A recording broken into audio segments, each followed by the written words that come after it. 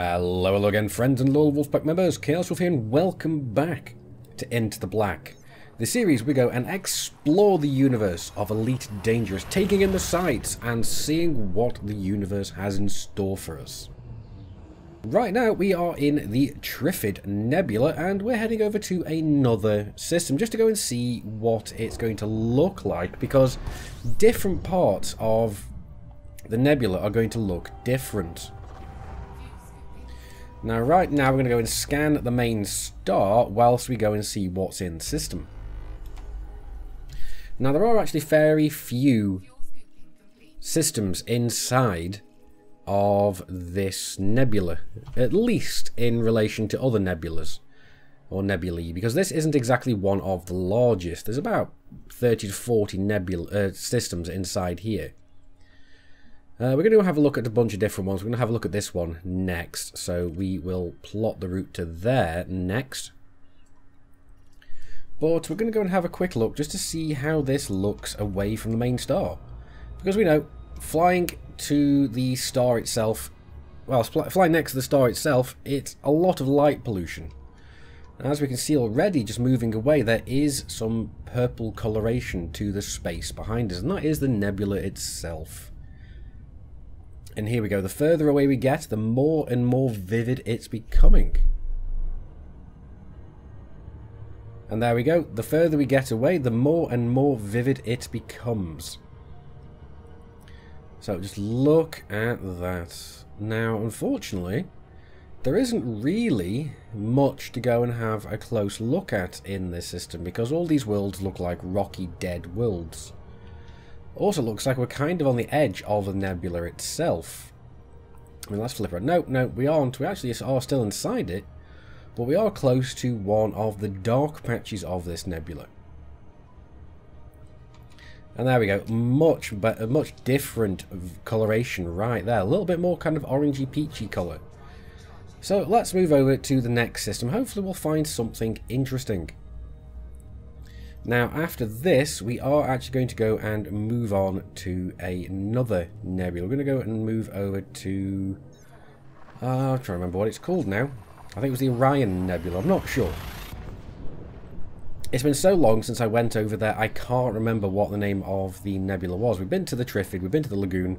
Yeah, I think it's the Orion Nebula is the other one, but I could be wrong. I probably am, to be perfectly honest, because it doesn't sound right. Oh, no, look at this. We've got a binary system. Ooh, that looks pretty. I mean, just look at that. These stars are absolutely spectacular. Just look at how close they are. Gotta say, though, if we were really here, one of these stars would be feeding off the other. Because that's just how this works. We just don't have the mechanics to show that in game as yet. Would be nice. We can also see that we're extremely hot, so all of our heat vents are glowing bright. So we might not want to hang around here for too long. Yep, there we go. Didn't realise that we're over 100% heat, so let's get out of here. Didn't realise we were getting that hot. We've got to be very careful now, because we don't want our frameshift drive to start dropping below 80% heat. 80% integrity even. If that starts dropping below into 8% integrity, we're going to start being in some serious trouble. But yes, typically didn't realise we were overheating that much, but oh well. Let's scan these from a bit more of a distance. And we'll pop a scan. I can't remember if I already popped a scan. But we'll do that anyway, right now. And see if we find anything else. No, we've already done it then. So let's have a look. Oh, look at that. We've actually got a ringed system. So that's awesome. We'll go and have a look at those. We've got a couple more stars in the system as well. Now, obviously, everything's going to have already been discovered, but doing a few scans never really hurts, and it's always nice to get that little bit of extra exploration data to go and sell. Now, considering that nothing here really seems to be that far away, it does look like we can actually go and scan everything in this system. Well, at least all the stars, without having to move too far away from our drop-in point. Now, taking a look over to our modules, we can see that some of these are starting to get a little bit seriously damaged. Thankfully, our power plant is still at 100%. frame shift drive is getting low. I don't want it to get much lower than that, so we're going to have to be very, very careful from now. Let's see, that's the second star on the B cluster. And then after that, we've just got the 2 planets. So we're going to have a look at those as well. Now, a good distance away from the stars. So hopefully we're going to get a good view of the nebula from there. And hopefully one of them's going to have an ice ring. So let's go and see, shall we? Typically this is behind us. So we're going to have to go turn around and start flying towards it. Now these two do seem to be potentially... Actually, I don't think both of these are... No, because we're getting further away from one and closer to the other. So having a look at them, they may look like they orbit one another, but they don't, in fact. They're 2 completely separate orbits around the center point of the gravity of all of these stars. Because what this means is this orbits around the combined mass of all of the stars. Which is not surprising, because that's going to be a lot of gravity. And right now we're heading to the larger of the 2 planets. This is going to be the gas giant. Is the other one a gas giant as well? No, that looks like some kind of rocky planet. So this is going to be interesting. I mean, we can see now that we're still kind of inside the nebula, but we don't really see much of it. I mean, we're scanning this now. Let's go and give this a scan. See what we find. Oh, that was it. It's not the Orion Nebula, it's the Omega Nebula. That was the one I was thinking of. Yes, no, I remember now. That's going to be our next port of call. Hopefully we're going to go and find something interesting on the way back. And there we go. There is a gas giant. Let's just have a look around. Can we see much of the nebula around us? Not really. Can't really see all that much of it. We can see a bit back that way, but maybe we've kind of jumped outside the nebula? Or maybe we're inside one of the dark areas of the nebula. Let's have a look. Because we should be... Yeah, we are almost... Actually, we are in one of the dark sections of the nebula. So this will be why we can't really see all that much. Now, it would be nice to be able to find a system that has a decent view of the nebula and has a ringed world in there, preferably an ice ring, because that'd be nice to go and see. Okay, so another system. Are we going to be able to find what we're looking for? And you know what, a lot of people are actually asking what the jump range of my little hauler is. I've actually managed to get it up to, it's about 28, actually no it's not, there we go, completely full up. It's 27.32 light years, so that's not bad for an unengineered hauler. Because we didn't do any engineering or anything with this ship. This is just completely stock setup. So we scan the star. Let's go and get out of the corona and have a look. Oh, look at this. Looks like we found some interesting worlds. It's got a water world by the look of it. And a couple of ringed planets. Yes, so this is looking amazing. So yes, obviously these have been discovered previously. But that's not a major issue. We're still going to go and scan them, get a... Ooh, what was that? Oh, that was unexplored. I thought that was a signal source then for a second. So let's go and scan this particular planet. There we go. This is already quite large because we've started scanning this from about 100 light seconds away. So I'm guessing this is going to be slightly larger than 1 Earth mass. We'll have to go and see. I'm guessing about 1.2 Earth masses, maybe 1.1. Let's see. There we go, we've got it scanned. Let's have a look. And... oh, 2.05 Earth masses, so a lot larger than I was expecting. Let's get a bit of a closer look at it. And here we go, coming in close to this planet. A sphere of brown rock and metal, but with an atmosphere. So potentially terraformable. I guess we'll have to go and check. It's one of the things I didn't think to look for whilst we were on this map page. So let's go and actually have a quick look. No, it is not a candidate for terraforming, but oh well. Probably too close to the star.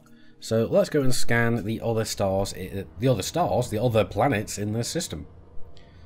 Now hopefully we'll find something interesting in Terraformable. What I'm hoping for is that the water world is going to be terraformable, because those are worth a pretty penny. Not only that, but it's always nice to get your name on one of those kind of things, but obviously in this case we're not going to be able to, because these already have been discovered by a commander previously. But then again, most of the nebula over on this side of the core are generally going to have been discovered already. There are some minor exceptions. Mainly in the Lagoon Nebula, I managed to get my main account's name on one of the stars in that system.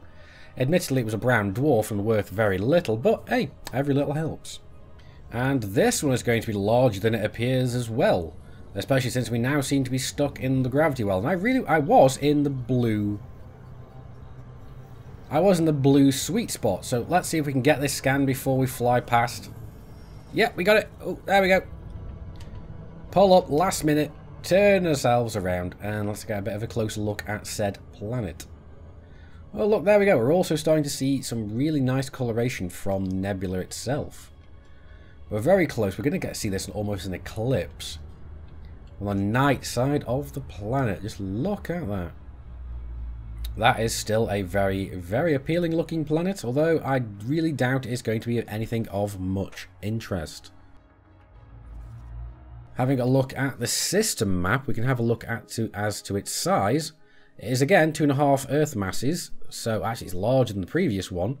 And again, it's no candidate for terraforming. We'll check this one out, and then we'll go and have a look at this water wheel, which even has its own moon. After having a look at these planets, we're going to go and then have a look at some of the ringed planets and go and see just how spectacular the nebula looks from inside those ring systems, especially if one of these is going to be ice rings. So here we go. Is this one going to end up being terraformable? I seriously doubt it, but it's worth a check anyway. Getting close, and there we go. Let's have a look and see if it is in fact. It is not, so I was quite correct. But this one is, holy moly, this one is 7 Earth masses, so 2.5 Gs. I'm starting to be worried about how heavy how big this one's going to be and how heavy the gravity is going to be. Well, I should say how strong the gravity is going to be. Well, that's going to be an interesting thought. So let's head over this way and go and find out. Here we go, taking a look at the planet, which potentially is not actually a water world. It might actually be a high metal content for all we know. It's possible. Well, let's go and see. No, it is in fact a water world, so that is good.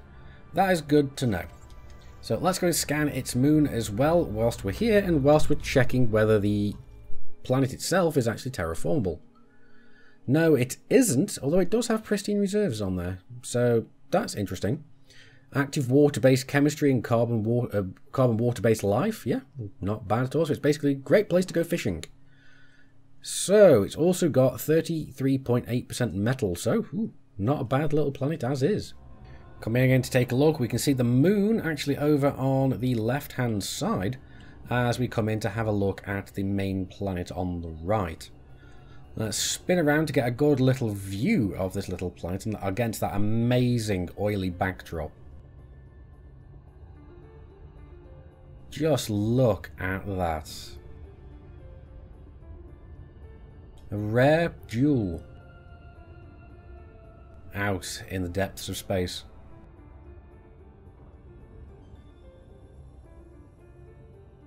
Maybe we should take a yacht there one time and go fishing. Would be fun. But anyway, now it's time to go and check out one of those ringed planets. And here we go, incoming on the furthest of the gas giants from the centre of the system. Gotta say, the coloration around here does look great. So I'm really curious to see how this is going to look from inside the rings itself. Going to have a look on the system map, we can see that the rings here are metal rich. So they're not icy, but they're good enough. So let's actually go and drop in from a bit of a range, actually. There we go. I think we're going a little bit fast there. Lost a little bit of integrity. So let's go and have a look at our modules. Frameshift drive still at the same, so we're doing fine. Though, looking through here on the other side of the ring, this is looking absolutely amazing. So we're going to go have a quick look, see what it looks like, and then we're going to go and move on. And here we go, coming inside of the ring system itself. Look at this. Now this would look a lot more spectacular if we were to have an ice ring here. But this looks good enough as is. In fact, let's turn the headlights on. Let's go have a little bit of a closer look at one of the asteroids as well. Very nice. Very metallic, as we can see.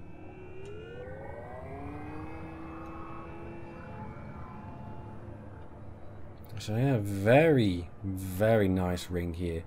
A little bit of a green tinge over to the side as well. So that's not bad.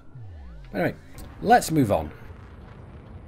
And here we go. Here is the Omega Nebula. Very similar nebula to the Trifid Nebula. And how far away is this right now? Let's go and see. We are within 1,000 light years. So we can actually go and plot our route straight here. How many jumps is that going to be over to the Triffid Nebula? 32 jumps. Okay, that's going to take us a little while. But let's start on our way. Hopefully, on the way there, we'll find some systems that are interesting and have not yet been discovered. But I'm not really going to be holding out much hope for this. Let's go and find out what the first system we jump into is. And let's see if it's actually still within the lagoon, the Triffid Nebula itself. Ooh, look at that. A bright white star. So let's go and do the main scans. I seriously doubt this won't be discovered. No, it's been discovered before. We also have a second star and a... Ooh, I really like these worlds. They're awesome. There's so much magma on the magma worlds. So we're going to go and have a look at that. It's only 2,000 light seconds away, so we might as well go and scan the star as well whilst we're on the way there. And look at that, we're already able to scan the star on the way over.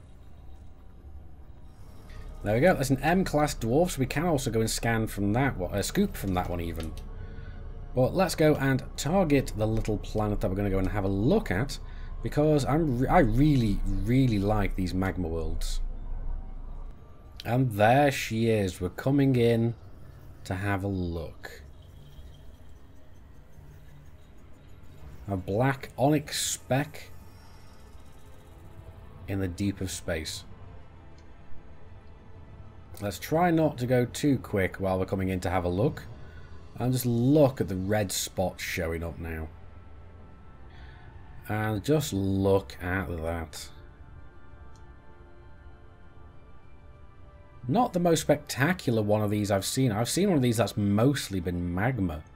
And that was amazing to see. But this is pretty good as well. But anyway guys, that's going to be it for this video. I do hope you've enjoyed it. Like it if you've liked it, dislike it if you didn't. Neither of those good enough for you, that's what the comments are for. You can also come and join our community on Facebook or Anara. Links are going to be in the video description. I've been Commander Chaos Wolf from Sci-Fi Gaming. You guys, as always, have been epic. I will see you soon. Until next time, my fellow commanders, keep flying and stay shiny.